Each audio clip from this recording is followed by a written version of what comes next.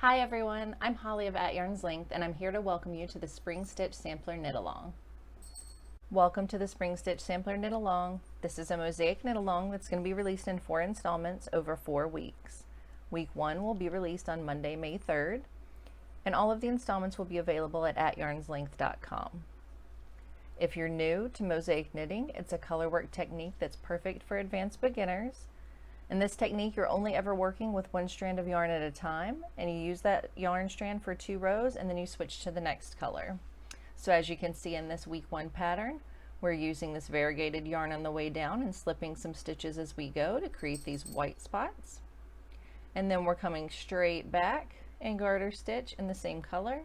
And then for the next row, we're going to be using white. So you don't have to juggle 2 strands of yarn at once. We're going to be knitting a blanket with 4 different mosaic stitches. You can see those here.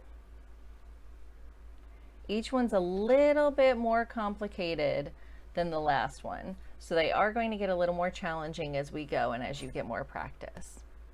You can choose from different sizes for this knit along. This here is the baby blanket, but you can also make a lapghan or an afghan. Just consider what kind of pacing works for you. If you're somebody who wants to stay on track and finish in 4 weeks, are you going to be able to finish an afghan that quickly, especially if it's a new technique for you?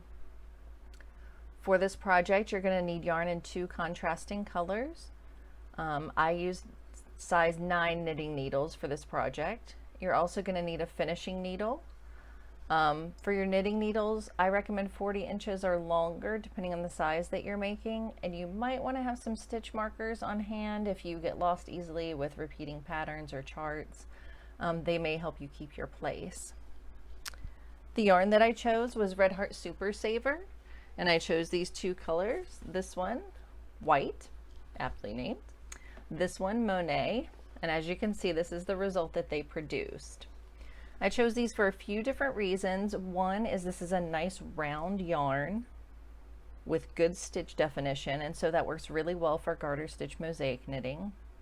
I did want something that was easily washable because I made the baby blanket size, and acrylic definitely works for that. And I wanted a yarn that was easy to find and easy for anyone to afford if they wanted to join the knit along. Of course, you can replace this yarn with the yarn of your choice. And one thing that I really like about this particular variegated yarn and others that tend to have lots of color changes is sometimes the stitches and the stitch definition gets lost when you're working a pattern and all these colors are just kind of thrown in there. But I think with this it really pops because it's with such a plain other color. So just keep that in mind. You do want 2 highly contrasting yarns. So if you're replacing it with another yarn, just keep in mind that if you choose a different size, you're going to have a different size finished product unless you can work to gauge. And these are worsted weight, and I did go up a needle size to 9 because with slipping, sometimes I tend to knit a little tightly and pull those stitches a little bit too taut, and so I did sort of compensate for that by going up to a 9. You may want to work a swatch. Or if you know that you are a tight knitter, just go ahead and go up a size. Or if you know that you're a loose knitter, you can probably stay where you are. If you are going to use a variegated yarn, I do recommend, I've got a couple samples here, with something like this variegated yarn, which is a pretty brown with some greens and some other kind of mossy colors. I would pair that with something that's contrasting. Both of these are dark, okay? So you don't want to go with 2 that have a lot of the same color because then you're not going to see the stitch pattern. But even with these, it'll be subtle because they're both dark colors and they're similar, but you'll be able to see the stitch patterns there. If you're using something like this yarn, which has a lot of black in it, I wouldn't recommend using a black. So something like a white, even though this does have a little pop of white in the middle, something like a white would be a great contrast for this one. And you really just have to play with them. Again, we'll, I don't know if I mentioned, we'll have a couple practice rounds where we're looking at different practice mosaic stitches, and that'll be released next week. And you guys will have the chance to practice mosaic before you actually dive in. So you can do some swatches and see how your colors are working and see if it really makes sense for you. A couple folks have already asked about seams and weaving in. This is a one-piece blanket knit from bottom to top, or top to bottom. I guess it doesn't really matter. The only seams that you will have are the 2 when you cast on and the 2 when you, or seams, goodness, the only tails that you're going to have are the 2 when you cast on and the 2 when you bind off. So one in white at either end and one in variegated color Monet at either end. But there are no seams. It's worked in one piece start to finish, so you don't have to sew anything together. I know some folks find that super tedious.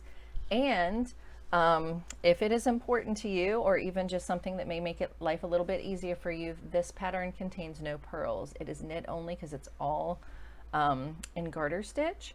And so we're knitting every row and we're slipping, but we're not purling at all. So if that makes life easier for you, then this is the pattern for you. I've placed all the links below for our spring sampler knit along information page, where you can find the project on Ravelry, all the supplies I mentioned. If you have any questions, you can feel free to post them in the comments. And we also do have a Facebook group where we're answering your questions about the KAL and everything else about my patterns. If you have any questions about those, you're welcome to pop in there and ask us. I hope to see you guys next week.